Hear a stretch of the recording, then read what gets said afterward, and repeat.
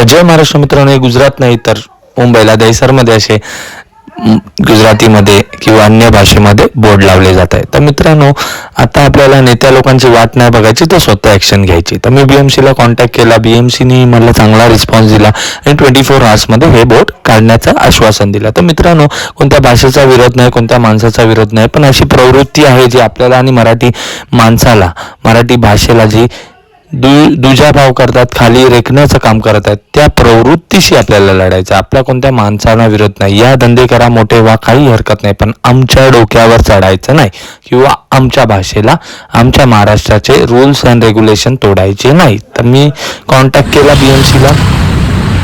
डेअरीचं आहे ना, हे बघा, हे काढलं आणि इथे लावलंय आणि इथे होता.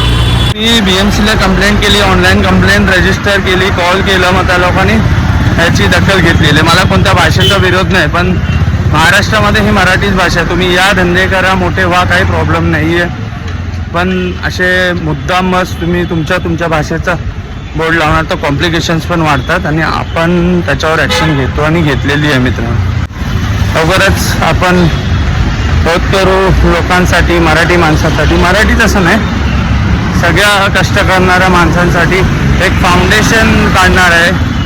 तर मित्रांनो, जास्तीत जास्त सपोर्ट करा. जय हिंद, जय महाराष्ट्र.